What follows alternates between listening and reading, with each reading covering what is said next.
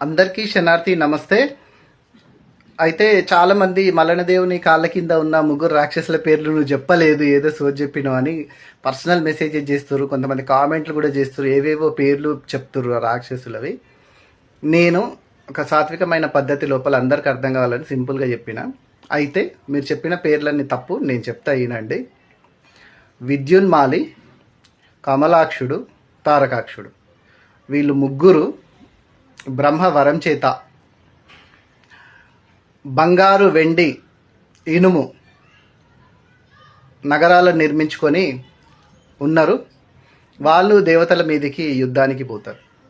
పోయినప్పుడు దేవతలు శివునికి మొరపెట్టుకుంటారు. శివుడు అప్పుడు వీళ్ళ మీదకి యుద్ధానికి వస్తాడు. యుద్ధానికి వచ్చేటప్పుడు ఒక రథం నిర్మించుకుంటాడు.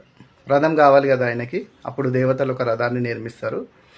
ఆ రథ వర్ణన ఎట్లుంటుంది అంటే, రథం యొక్క వివరణ మానవ శరీరం లోపల ఎట్లుంటుందో అవయవాలు ఇవి. దీంట్లోనే శ్రీచక్రం ఉన్నది, పంచభూతాలు ఉన్నాయి. ఇవి ఎట్లెట్లుంటాయో సూర్యచంద్రులు ఇవన్నీ ఆ రథ వర్ణన ఉన్నది, అది మీరు చదువుకోండి. ఆ రథ వర్ణన ఉంటుంది. దాని తర్వాత అదే సమయం లోపల శివుడు మహాపాశుపతాస్త్రాన్ని సృష్టిస్తాడు. ఆ దేవతల యొక్క కొన్ని శక్తులను పట్టుకొని సృష్టిస్తాడు, బ్రహ్మాస్త్రాన్ని సృష్టిస్తాడు. ఆ అధ్యయనం మీరు చదువుకోండి, నేను చెప్పలేను. అయితే వీళ్ళ ముగ్గురిని సంహరించి ఆ 3 త్రిపురాలను భస్మం చేస్తాడు. చేసినప్పుడు దేవదానవ మానవులకు ఒక సందేశం ఇచ్చిండు మహాదేవుడు. ఏంటి అంటే, దేవదానవ మానవుల లోపల 3 గుణాలు ఉంటాయి, సత్వ రజో తమో గుణాలు ఉంటాయి. ఈ గుణాలను జయించిన వాడు మహాత్ముడవుతాడు, అన్నిటిని జయించిన వాడు అవుతాడు అని ఒక సందేశం ఇచ్చిండు.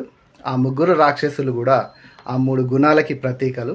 మీరు క్లియర్గా ఆ పురాణం చదివితే, అధ్యాయం చదివితే మీకు తెలుస్తుంది. మీరు వచ్చి రాని నాలెడ్జ్ తోటి ఆర్గ్యుమెంట్కి దిగొద్దు. పూర్తిగా తెలిస్తే దిగండి. మీరు చెప్పారు కదా ఖండోబా, మైలార్ అని. అక్కడ గొర్రె మాంసంతో నివేదన చేస్తారు స్వామికి. అది మూర్ఖత్వం కాదా? అది ఎంతవరకు కరెక్ట్? మీరు ఎప్పుడు జానపద కళలకు నువ్వు ఇదైపోయినావు అని చెప్తున్నావు. నా ప్రాంతీయతలో ఎన్ని జానపదాలు ఉన్నాయి అటన్నిటికీ నేను శిరస్సు ఉంచుతా. చిన్న చిన్న తప్పులు ఉంటాయి, అవి మనం సరిదిద్దుకోవాలా, చెప్పుకోవాలా ఉంటాయి. కానీ మీరు మొత్తం కళలను తీసి పాడిస్తా అంటే ఎవడు ఒప్పుకోడు. అది చాలా తప్పు. నేను మర్యాదిస్తా. దాంట్లో 80% 90% నిజాలే ఉన్నాయి, అబద్ధాలు లేవు. ఫస్ట్ మీ నాలెడ్జ్ పెంచుకోండి. సర్వే జన సుఖినో భవంతు. ఒక మూర్ఖ